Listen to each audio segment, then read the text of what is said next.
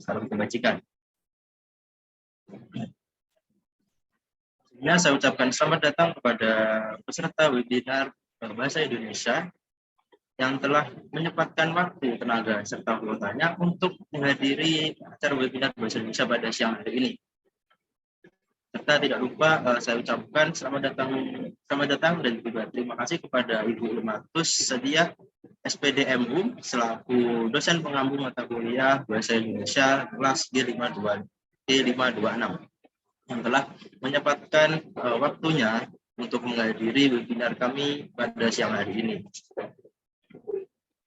Untuk sebelum memulai acara, alangkah baiknya kita berdoa terlebih dahulu, semoga acara pada siang hari ini dapat berjalan dengan lancar, tanpa hambatan sampai penghujung acara nanti.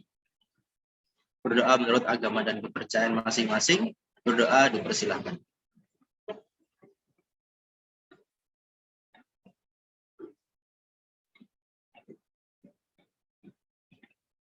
Berdoa tidak akan masalah. Baik, untuk selanjutnya, untuk mengakrabkan diri. Izinkan saya untuk memperkenalkan diri.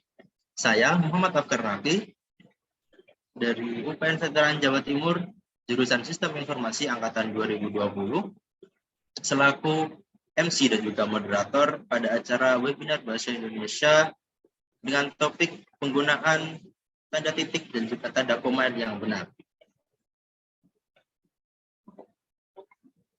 Untuk selanjutnya, saya akan membacakan rundown acara pada siang hari ini.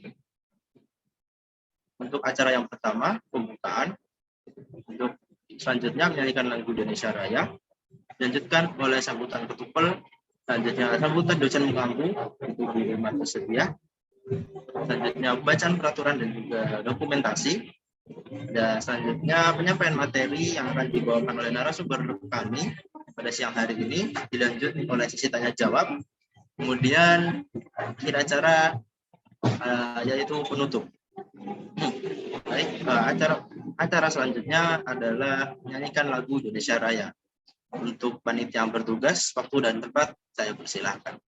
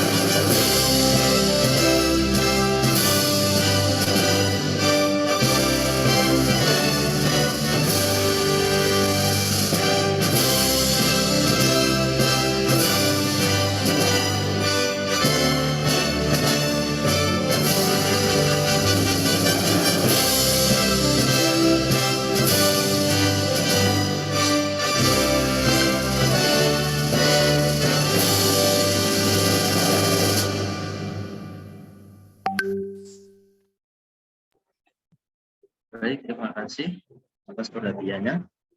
Untuk acara selanjutnya adalah sambutan dari Ketua Pelaksana acara webinar Bahasa Indonesia dengan topik penggunaan tanda titik dan juga tanda koma yang benar. Untuk Pak Daren, waktu dan layar saya persilahkan.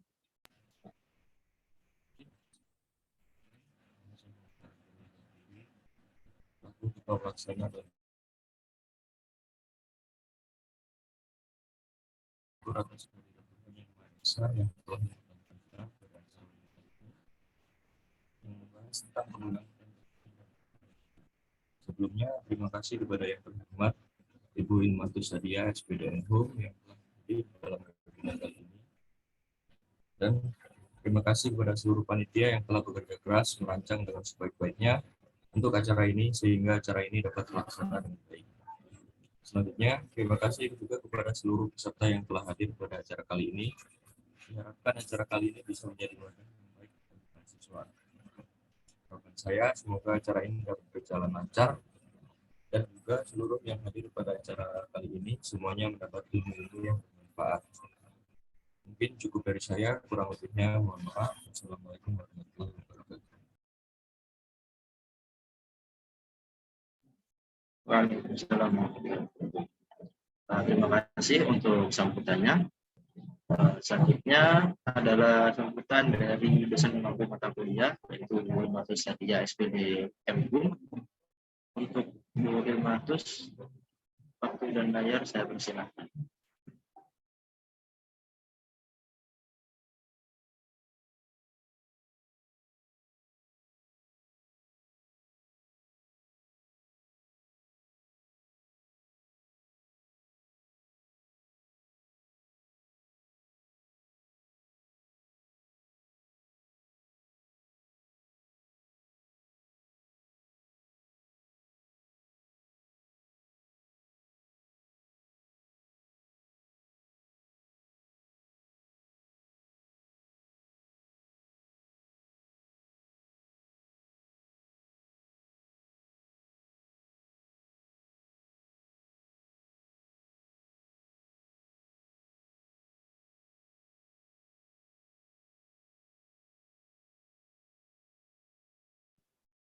Mohon maaf, mungkin Bu Ilmatusnya lagi sedang ada halangan. Kita lanjut ke acara selanjutnya. Untuk acara selanjutnya yaitu pembacaan peraturan dan juga dilanjut oleh sesi dokumentasi. Untuk panitia yang untuk panitia yang bertugas mungkin bisa bantu untuk share screen peraturannya.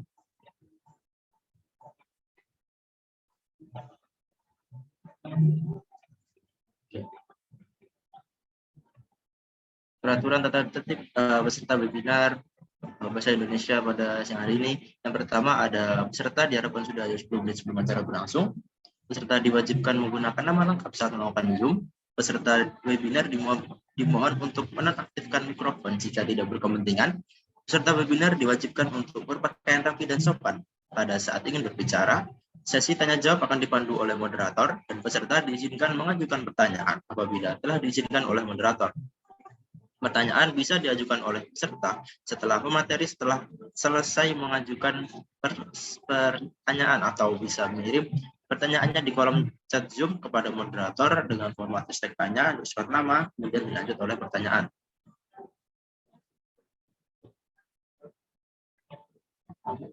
Untuk tata tertib selanjutnya, jika tidak ada hal yang mendesak, serta bisa raise hand, kemudian diharapkan menyalakan kamera dan mikrofon untuk mengajukan pertanyaan setelah dipersilakan oleh moderator. Dimohon untuk menjaga etika, tata krama, dan perkataan baik saat acara berlangsung atau saat mengajukan pertanyaan.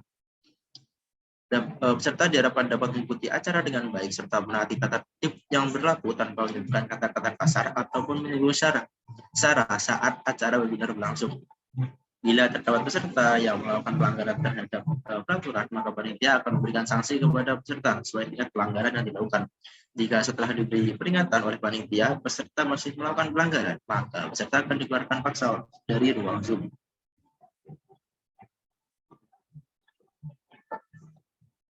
Next.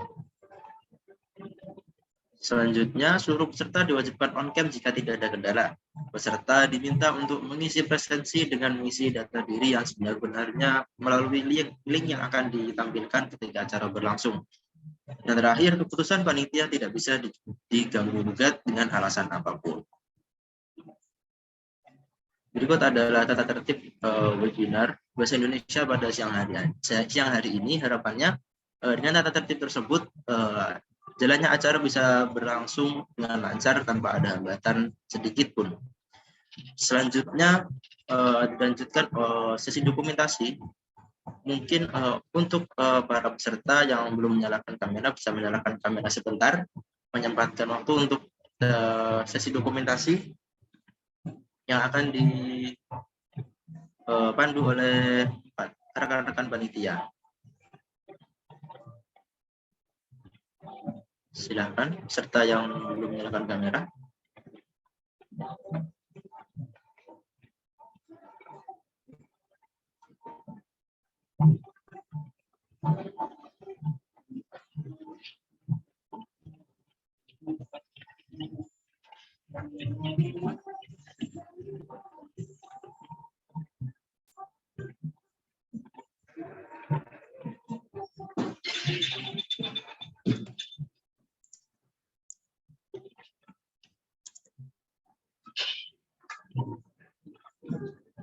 Untuk teman-teman yang masih belum menyalakan kamera, untuk yang tidak berhalangan bisa menyalakan kamera sebentar.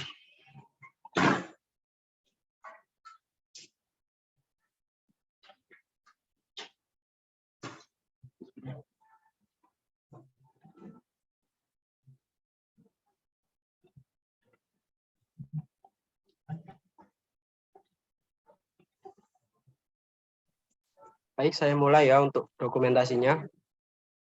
Untuk slide pertama.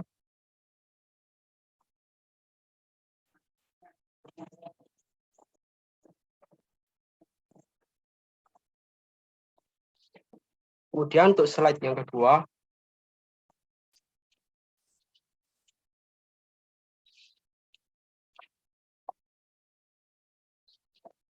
Oke, sudah Kak, terima kasih. Oke, baik, terima kasih. Untuk teman-teman yang sudah menyempatkan untuk menyalakan kameranya dan mengikuti sesi dokumentasi. Untuk acara selanjutnya, acara inti yang mungkin sudah teman-teman nantikan dari awal mengikuti acara ini, yaitu penyampaian materi tentang penggunaan tanda titik dan tanda koma yang benar. Dengan narasumber kami pada siang hari ini, yaitu Kak Syahla. Kak Syahla, mahasiswi UPN Veteran Jawa Timur, jurusan Sistem Informasi Angkatan 2020. Dan juga narasumber kami yang kedua, yaitu ada Kak Alvaris, mahasiswa UPN Veteran Jawa Timur, jurusan Administrasi Bisnis Angkatan 2021. Baik, mungkin para kakak-kakak ini sudah siap untuk menyampaikan materinya. Materi yang pertama akan disampaikan oleh Kak Alvaris dan dibantu oleh Kak Syahla tentunya. Untuk waktu dan layar, saya persilahkan. Baik, terima kasih Kak Afkar selaku MC pada webinar kali ini. Selamat siang semuanya. Assalamualaikum warahmatullahi wabarakatuh. Sebelumnya saya ucapkan terima kasih kepada para partisipan yang hadir pada webinar kali ini. Kehadiran dari rekan-rekan semua sangat berarti bagi kami selaku penyelenggara webinar ini. Dalam webinar ini, kita akan belajar bersama-sama tentang penggunaan tanda baca titik dan koma. Perkenalkan, saya Faris selaku narasumber webinar ini Bahasa Indonesia, dan nantinya saya tidak akan sendiri dalam penyampaian materi ini. Saya akan ditemani oleh rekan saya, Kak Syahla. Mungkin Kak Syahla bisa on-mic sebentar untuk menyapa para partisipan. Halo semua, terima kasih atas partisipasinya di webinar mini kali ini. Perkenalkan, saya Syahla Malika Putri dari Sistem Informasi Angkatan 2020 PN Veteran Jawa Timur. Di sini saya bersama rekan saya, Alvaris, akan membahas mengenai penggunaan tanda baca titik dan tanda baca koma. Bisa dilanjutkan, Alvaris. Nanti kita akan bersama-sama bahas penggunaan tanda baca titik dan tanda baca koma. Next. Jadi apa aja sih yang kita pelajari pada webinar kali ini? Yang pertama, kita akan belajar bersama-sama tentang arti, tujuan, dan urgensi tanda baca. Yang kedua, kita akan mempelajari penggunaan tanda baca titik. Dan yang terakhir, kita akan belajar penggunaan tanda baca koma. Untuk selanjutnya, saya serahkan ke Kak Syahla.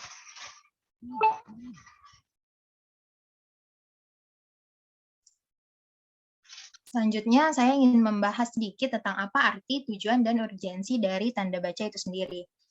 Tanda baca mungkin teman-teman udah tahu semua ya, apa itu artinya, seperti apa macam-macamnya. Namun di sini saya ingin membahas sedikit definisi menurut para ahli. Yang pertama, menurut Wijayanti, tanda baca adalah tanda yang dipakai dalam sistem ejaan, seperti titik, koma, titik dua, dan sebagainya. Sementara menurut Chair, tanda baca adalah tanda-tanda yang digunakan di dalam bahasa tulis. Untuk tujuan penggunaan tanda baca itu sendiri, pastinya untuk memahami arti sesungguhnya dari kalimat yang telah ditulis. Beda halnya ketika kita menyampaikan sesuatu melalui lisan. Biasanya melalui lisan kita bisa menaruh intonasi yang jelas atau jeda pada saat kita berbicara untuk memahami arti dari pesan yang ingin kita sampaikan.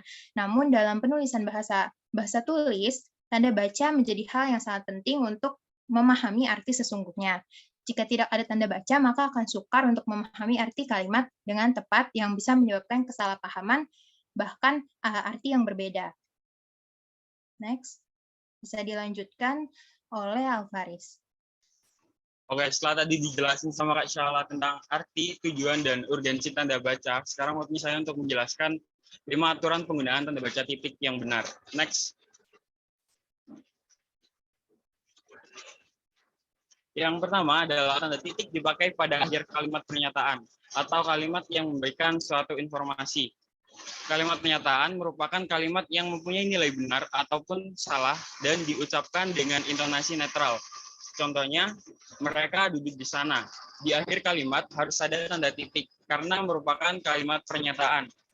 Contoh yang kedua di situ ada ibu sedang menggoreng pisang. Di akhir kalimat harus ada tanda titik juga karena merupakan kalimat pernyataan. Next. Kemudian tanda titik dipakai untuk memisahkan angka jam, menit, dan detik. Contohnya, pukul 5 lewat 25 menit. Dari jam menuju menit harus ada tanda titik. Contoh selanjutnya, pukul 3 lewat 10 menit, 3 detik. Jadi, untuk jam ke menit harus ada tanda titik, begitu pula dengan menit menuju detik harus ada tanda titik sebagai pemisah. Nah, di sini juga ada contoh penulisan 5 menit dan 7 detik. Next.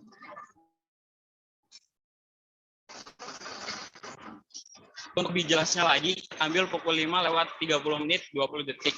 Dengan keterangan, angka 5 menunjukkan jarak, angka 20 menunjukkan menit, dan angka 20 menunjukkan detik. Jadi, ketiganya ini harus dipisah menggunakan tanda baca titik. Karena ketika digabung, maka harus ada pemisah antara jam ke menit, menit, dan menit ke detik.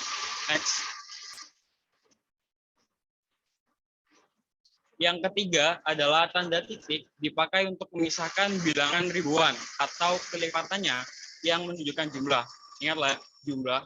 Contohnya, Indonesia memiliki lebih dari 13.000 pulau. Karena di situ 13.000 menunjukkan bilangan ribuan, maka harus menggunakan tanda titik sebagai pemisah. Sebagai contoh lainnya, di situ ada tas Ica seharga Rp100.000. Jadi 100.000 itu merupakan jumlah uang. Karena kelipatan ribuan, maka harus ada tanda titiknya setelah angka 100. Begitu.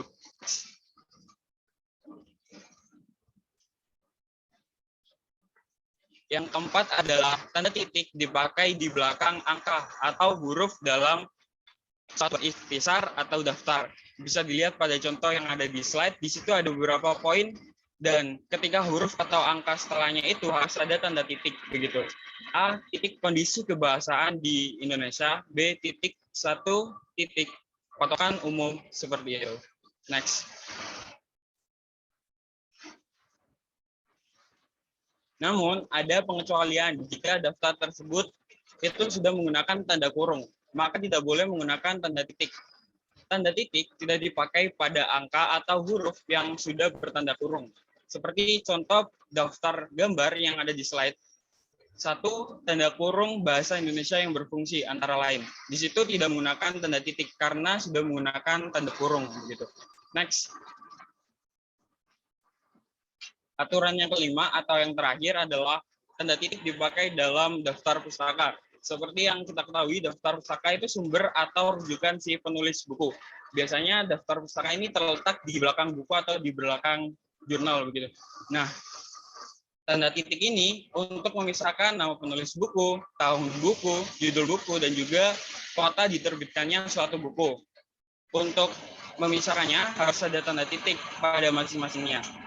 Seperti pada contoh, Anton Mulyono M. titik tahun 1989, titik judul buku Kembara Bahasa, titik diterbitkannya Gramedia di kota Jakarta. Next. Dari yang saya paparkan barusan, dapat saya simpulkan bahwa 5 penggunaan tanda baca titik, yaitu yang pertama, tanda titik digunakan pada akhir kalimat pernyataan. Yang kedua, tanda titik digunakan untuk memisahkan angka jam, menit, dan detik. Lalu, tanda titik dipakai untuk memisahkan bilangan ribuan atau kelipatannya yang menunjukkan jumlah. Dan yang keempat, tanda titik dipakai di belakang angka atau huruf dalam suatu bagan ikhtisar atau daftar. Serta yang terakhir, tanda titik dipakai dalam daftar pustaka. Untuk materi selanjutnya saya lanjutkan ke Kak Syahla. Baik, terima kasih. Selanjutnya kita akan membahas mengenai penggunaan tanda baca koma. Bisa di next.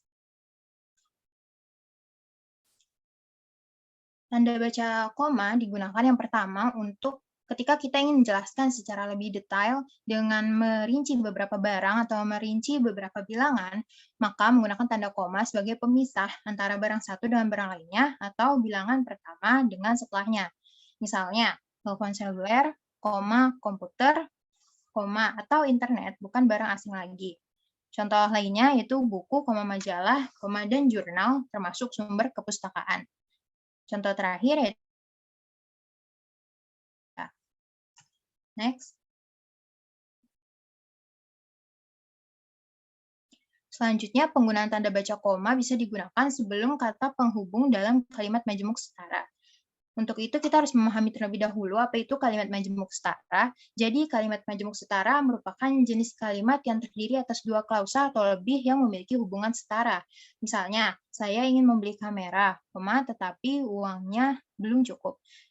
Ini bukan milik saya, melainkan milik ayah saya. Dia membaca cerita pendek, sedangkan adiknya melukis panorama. Jadi kalimat majemuk ini biasanya hubungan antar klausa dalam kalimat majemuk ditandai dengan kehadiran konjungsi atau kata hubung seperti tetapi, melainkan, dan sedangkan. Seperti contoh-contoh yang telah disebutkan. Next. Nah, selanjutnya tanda baca koma juga digunakan untuk memisahkan anak kalimat yang mendahului induk kalimatnya. Sebelumnya kita harus memahami terlebih dahulu apa itu induk kalimat. Jadi induk kalimat adalah klausa yang sudah bermakna meskipun tanpa terikat atau bergabung dengan klausa yang lain. Jadi dia bisa berdiri sendiri. Contohnya, kalau diundang, saya akan datang. Nah, jadi di sini saya akan datang, kalimat tersebut merupakan induk kalimat. Jadi sebelumnya harus disisipkan terlebih dahulu tanda koma. Contoh lainnya yaitu karena baik hati, dia mempunyai banyak teman. Agar memiliki wawasan yang luas, kita harus banyak membaca buku. Catatan, tanda koma itu tidak dipakai jika induk kalimatnya mendahului anak kalimat. Next. Selanjutnya, tanda baca koma juga dipakai setelah kata atau ungkapan penghubung antar kalimat. Di sini yang ditandai oleh warna tebal. Nah, di sini itu merupakan penghubung antar kalimat. Seperti oleh karena itu, jadi, dan meskipun demikian. Untuk contoh yang pertama, mahasiswa itu rajin dan pandai. Oleh karena itu, dia memperoleh beasiswa belajar di luar negeri. Contoh selanjutnya yaitu, anak itu memang rajin membaca sejak kecil. Jadi, wajar kalau dia menjadi bintang pelajar. Contoh terakhir, orang tuanya kurang mampu. Meskipun demikian, anak-anaknya berhasil menjadi sarjana. Next. Selanjutnya, tanda baca koma juga dipakai sebelum dan atau sesudah kata seru. Kata seru di sini seperti wah, bukan main. Hati-hati, ya, di jalannya licin. Nah, di sini kata wah dan ya merupakan kata seru. Jadi, setelahnya dibubuhkan tanda baca koma. Untuk kata sapaan, di sini seperti siapa namamu, Dik. Dia baik sekali, koma, Bu. Nah, di sini kata sapaan Dik dan Bu sebelumnya disisipkan terlebih dahulu tanda baca koma. Untuk tanda baca koma juga digunakan untuk memisahkan petikan langsung. Jadi di sini sebelum tanda petikan langsung, kita sisipkan terlebih dahulu tanda baca koma. Seperti kita harus berbagi dalam hidup ini, kata nenek saya, karena manusia adalah makhluk sosial. Next.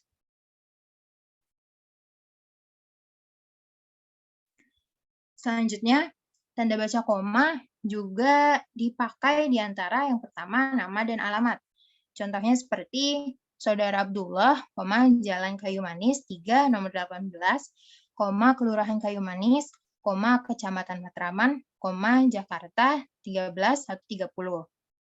Tanda baca koma juga dipakai untuk memisahkan bagian-bagian alamat seperti Dekan Fakultas Ilmu Komputer, UPN Veteran Jawa Timur, Jalan Raya Rungkut Madya, Surabaya. Tanda baca koma juga dipakai untuk tempat dan tanggal seperti Surabaya, 10 Mei 1960. Selanjutnya, nama tempat dan wilayah atau negeri yang ditulis berurutan juga disisipkan tanda koma terlebih dahulu, seperti Tokyo, Jepang. Next. Selanjutnya, tanda baca koma juga dipakai untuk memisahkan bagian nama yang dibalik susunannya dalam daftar pustaka dan antara bagian dalam catatan kaki, seperti Gunawan, Ilham, 1984, Kamus Politik Internasional, Jakarta, Restu Agung. Di sini Gunawan, Ilham merupakan nama yang dibalik susunannya. Makanya dibubuhkan terlebih dahulu tanda koma di tengah. Selanjutnya, untuk memisahkan antara bagian dalam catatan kaki seperti Sultan Takdir Ali Sejahbana, Tata Bahasa Baru Bahasa Indonesia, Jilid 2, Jakarta, Pustaka Raya, 1950, halaman 25. Next. Penggunaan tanda baca koma juga dipakai di antara nama orang dan singkatan gelar akademis. Tujuannya untuk membedakan dari singkatan nama diri, keluarga, atau marga. Contohnya seperti Bambang Irawan, M. Hum. Siti Aminah, S.com, M.com.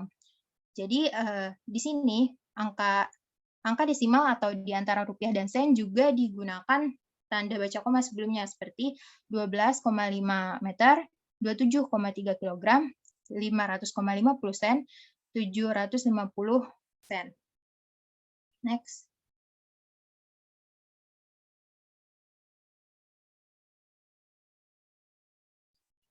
Selanjutnya, penggunaan tanda baca koma juga digunakan untuk mengapit keterangan tambahan atau aposisi. Contohnya seperti di daerah kami, misalnya, masih banyak bahan tambang yang belum diolah. Semua siswa, baik laki-laki maupun perempuan, harus mengikuti latihan paduan suara. Jadi di sini baik laki-laki maupun perempuan merupakan keterangan tambahan yang harus diapit oleh tanda baca koma. Dan tanda baca koma juga digunakan setelah keterangan pada awal kalimat. Misalnya, dalam pengembangan bahasa, kita dapat memanfaatkan bahasa daerah. Atas perhatian saudara, kami ucapkan terima kasih. Next.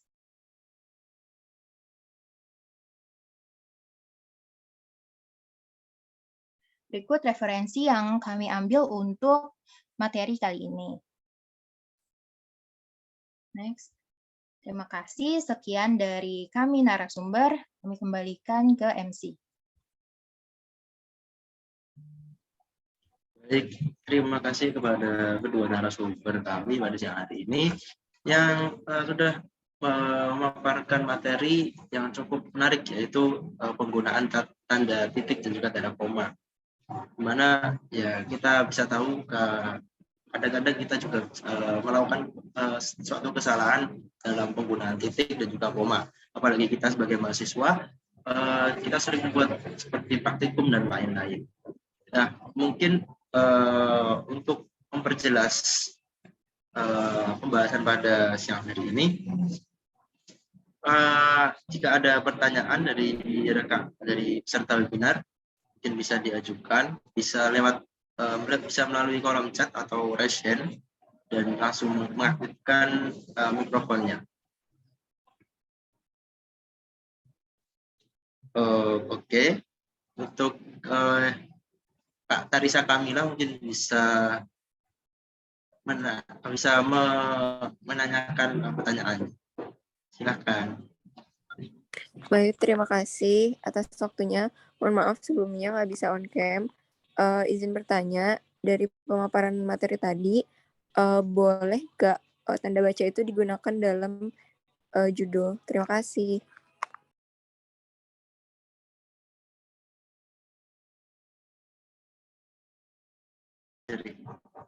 Oke, terima kasih untuk pertanyaannya dari Kak Tarisa. Mungkin bisa langsung menjawab atau mau dikumpulkan dulu dari kakak-kakak narasumber.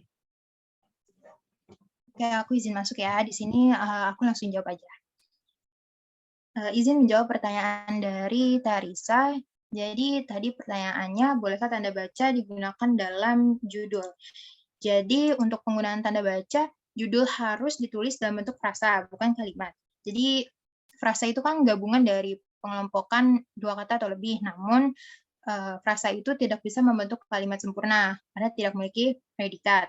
Oleh karena itu sebenarnya penggunaan tanda baca di dalam judul itu tidak perlu, baik titik, tanda seru, maupun lainnya. Namun judul bisa dapat berupa pertanyaan. Misalnya judulnya seperti, apa itu tanda baca? Nah, jika judulnya seperti itu, maka kita bisa mencantumkan tanda baca, tanda tanya, untuk judul yang memang merupakan kalimat tanya. Terima kasih, apakah cukup jelas?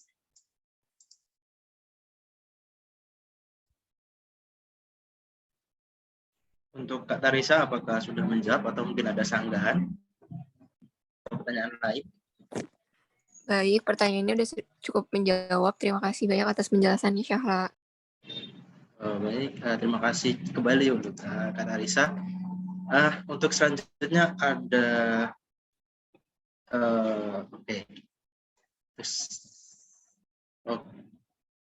untuk selanjutnya mungkin saya bacakan ini dulu ya, peserta yang pertanyaan yang ada di chatroom. Permisi, saya Nurfadia Ulfa izin bertanya. Menurut narasumber, apakah kita yang notabene sebagai mahasiswa yang bukan siswa lagi masih perlu akan adanya mempelajari tanda baca seperti ini? Karena kan materi ini mungkin sudah diberikan waktu sekolah dasar. Mungkin ya kakak-kakak narasumber bisa menjawab, atau mungkin kita beralih ke pertanyaan selanjutnya.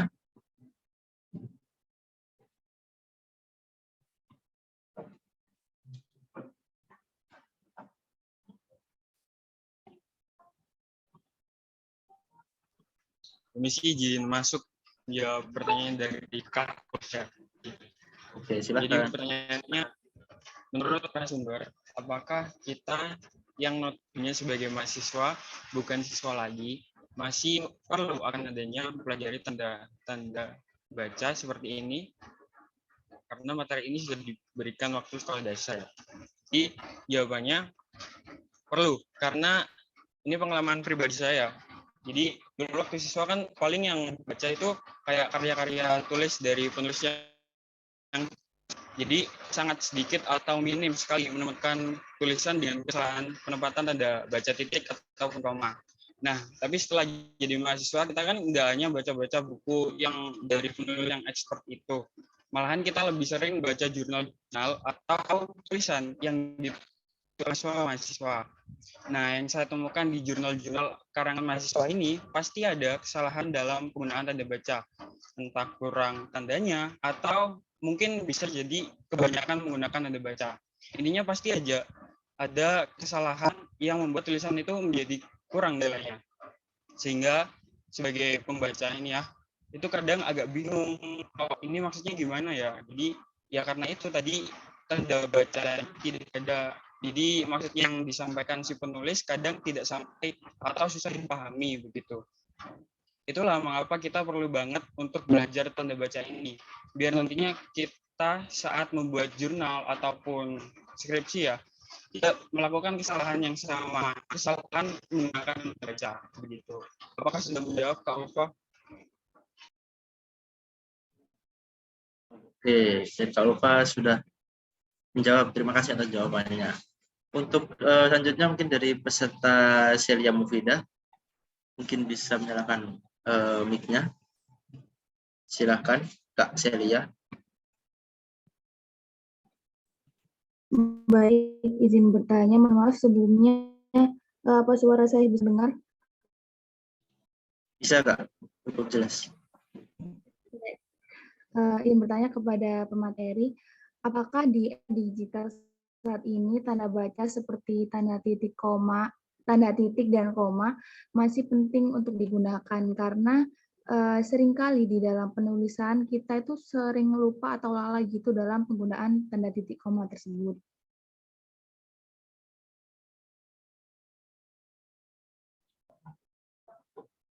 Oke, baik. Terima kasih atas pertanyaannya dari Kak Celia.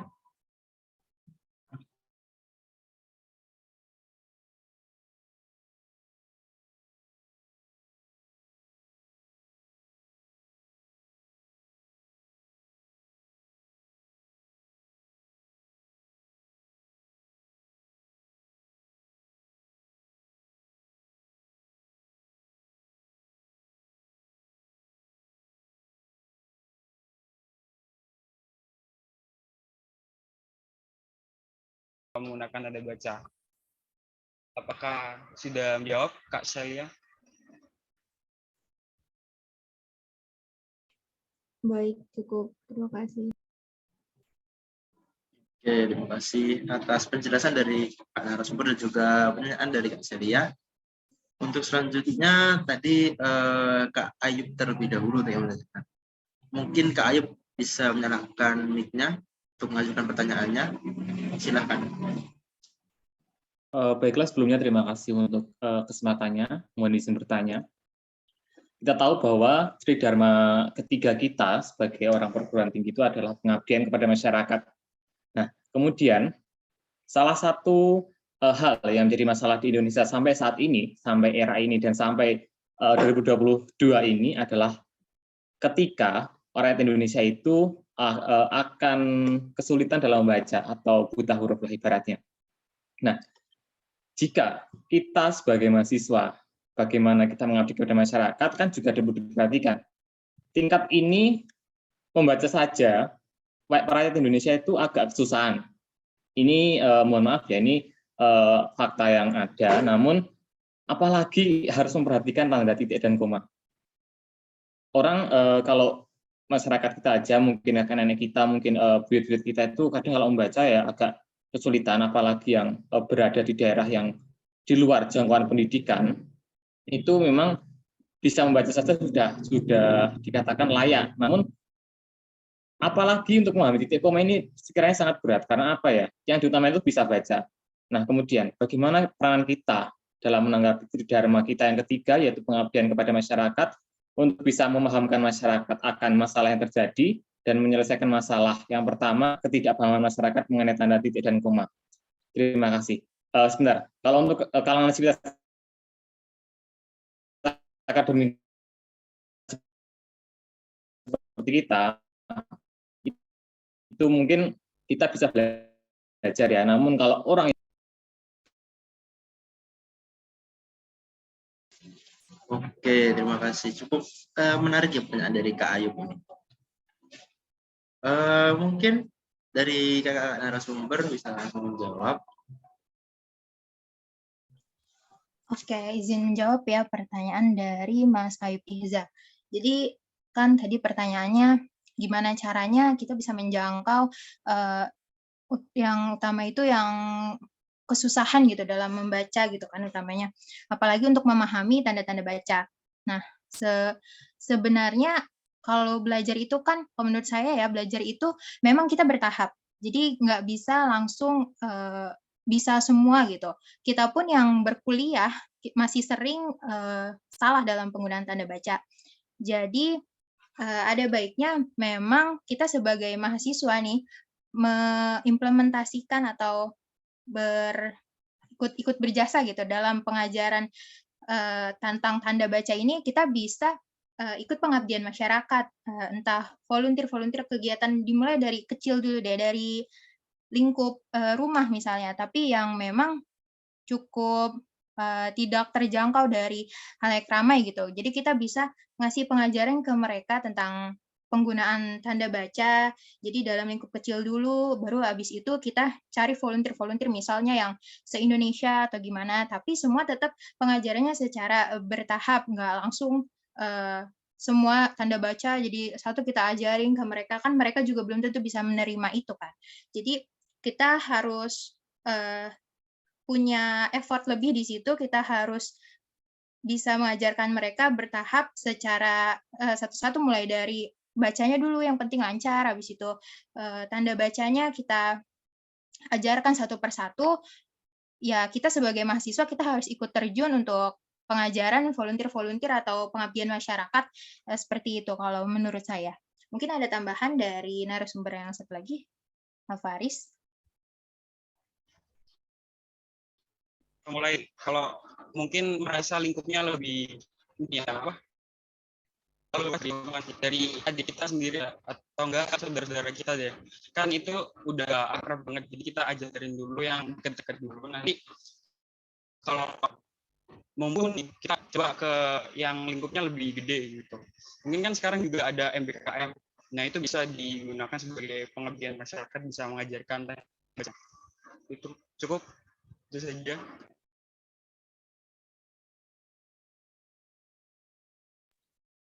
Oke, bagaimana dari Kak Ayub? Apakah menjawab atau mungkin ada tambahan lagi? Baiklah, terima kasih. Berarti pada kesimpulannya kita bisa menggunakan salah satu program kita, yaitu pengabdian masyarakat, untuk bisa mengabdikan diri kita kepada masyarakat ya. Baiklah, terima kasih. Semoga baik. Terima kasih atas pertanyaannya dari Kak Ayub. Mungkin tadi ada lagi yang ingin bertanya. Tadi saya lihat ada peserta yang reaction, cuma kok udah diturunkan tangannya. Mungkin ya.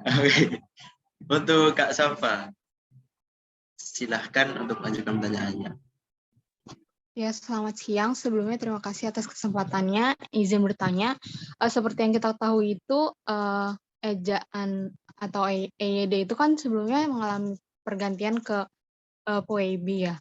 Nah, bisa dijelaskan nggak sih apa aja perbedaan dari EYD menjadi PWB itu? Terima kasih.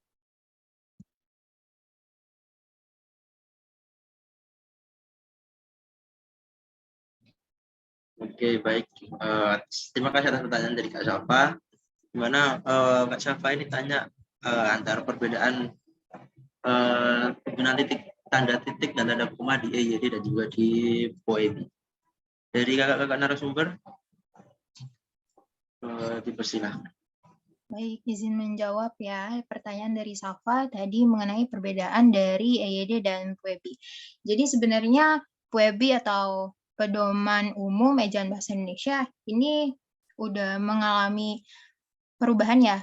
EYD ini udah mengalami perubahan jadi PWB, dan sebelum-sebelumnya memang sudah ada perubahan-perubahan lainnya gitu. Jadi EYD atau ejaan yang disempurnakan, perbedaannya antara PWB dengan EYD tersebar ke dalam dua subbab ejaan, yaitu pemakaian huruf dan pemakaian tanda baca. Dan tanda baca titik koma tidak dijabarkan selengkap di PWB kalau di EYD itu. Pada aturan sebelumnya, titik koma itu hanya digunakan untuk memisahkan bagian-bagian kalimat yang sejenis dan setara. Selain itu juga terdapat aturan yaitu sebagai pengganti tanda hubung untuk memisahkan kalimat yang setara dalam kalimat majemuk. Selain dua aturan tersebut, aturan lain di PWB seperti tanda titik koma digunakan pada akhir perincian yang berupa klausa dan digunakan untuk memisahkan bagian-bagian pemerincian dalam kalimat yang sudah menggunakan tanda koma. Jadi sebenarnya intinya untuk perbedaannya itu hanya di-update dan diperlengkap gitu untuk penggunaannya sendiri, peraturan-peraturannya. Apakah sudah jelas? Sudah jelas, terima kasih atas jawabannya. Oke, terima kasih kembali atas pertanyaannya yang telah disampaikan. Mungkin dari peserta lain, apakah ada pertanyaan yang mungkin masih dari kakak-kakak narasumber, dari penjelasan kakak-kakak narasumber masih masih menjanggal di hati para peserta yang ingin ditanyakan?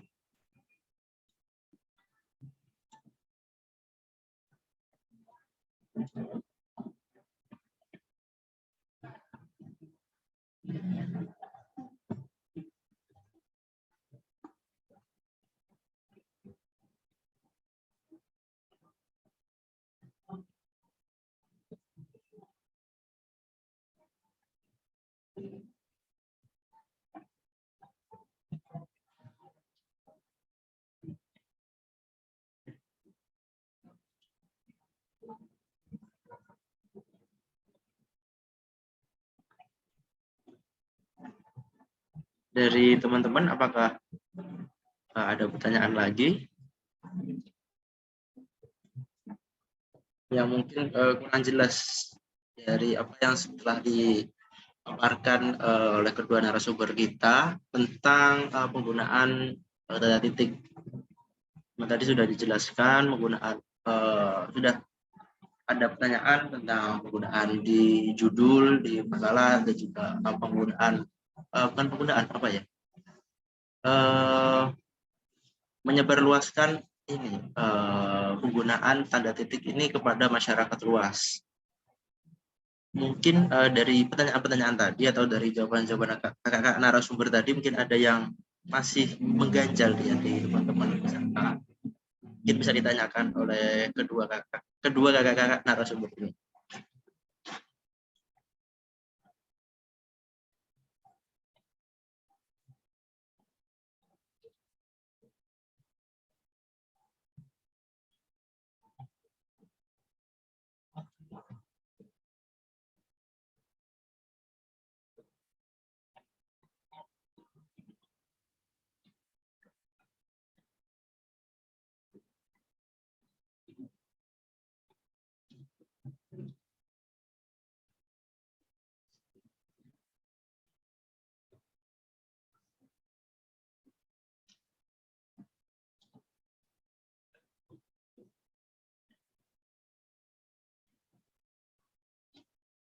Oke, mungkin ini pertanyaan terakhir dari Kak Ayub lagi. Mungkin Kak Ayub bisa menanyakan. Monggo. Saya mau izin bertanya, beberapa gelar ya, saya itu kepikiran gelar tadi. Itu kan misalnya kayak MSc, PhD, itu kan dari luar negeri. Nah, penggunaan titik komanya itu apakah, maksudnya aturan penggunaan titik koma Indonesia sama luar negeri itu apakah sama tidak ya? Soalnya saya kepikiran saya lihat baru saja dosen ini yang menyampaikan gelarnya gelar luar. Kalau misalnya penggunaan titik komanya kan ada kan, itu apakah sama antara di luar negeri dan di Indonesia? Terima kasih.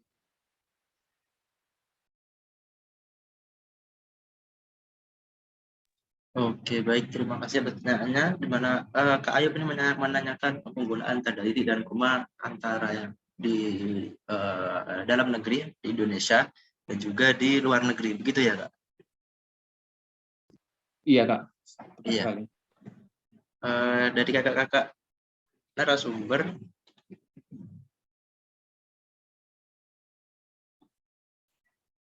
mungkin bisa menjawab dari pertanyaan Kak Ayub.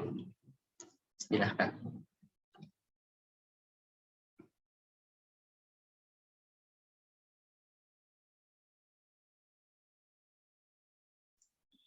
Oke, izin menjawab ya pertanyaan dari Mas Ayub Ihza. Jadi sebenarnya aturan penulisan gelar akademik untuk dari luar negeri ya, terlebih singkatannya itu sebenarnya kurang lebih hampir sama penulisannya dengan penulisan gelar akademik di Indonesia, yaitu gelar akademik ditulis setelah nama lengkap dan sebelum gelar akademik juga ditulis dengan disisipkan tanda koma terlebih dahulu. Jadi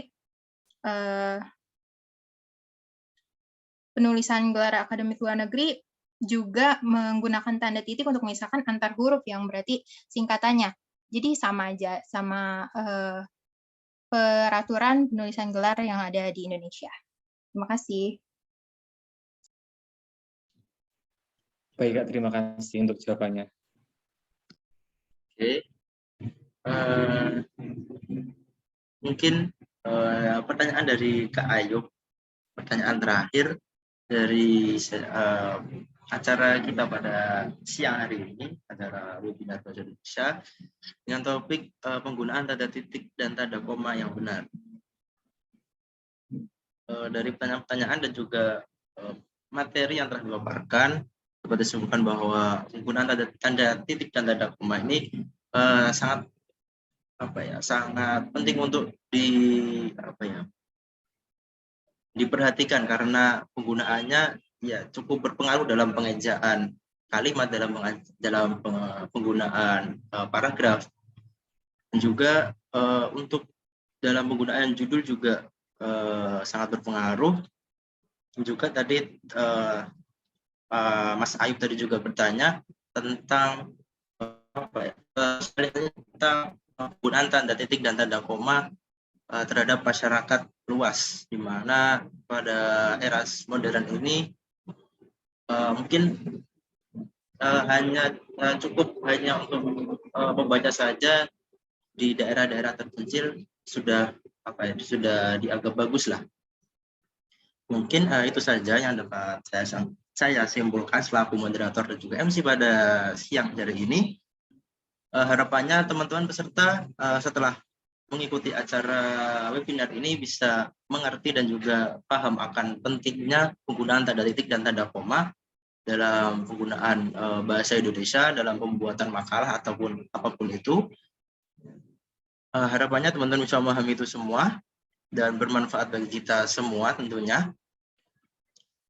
Akhir kata, mohon maaf, akhir acara ini saya selaku MC dan juga moderator pada siang hari ini, mungkin udah menjelang sore ya, pada sore hari ini, mewakili semua panitia yang bertugas pada acara webinar Bahasa Indonesia. Mohon maaf apabila terdapat salah kata ataupun perbuatan yang mungkin menyakiti hati para peserta. Kami mohon maaf sebesar-besarnya dan juga kami berterima kasih kepada peserta yang sudah menyempatkan hadir, dan juga Bu Ilmatus Sadia selaku dosen pengampu mata kuliah Bahasa Indonesia. Saya dan juga para panitia berterima kasih sebesar-besarnya. Akhir kata, wassalamualaikum warahmatullahi wabarakatuh. Waalaikumsalam warahmatullahi wabarakatuh. Terima kasih. Terima kasih kepada semua peserta. Mungkin bisa list atau tidak. Terima kasih juga kepada peserta yang udah tanya-tanya. Terima kasih.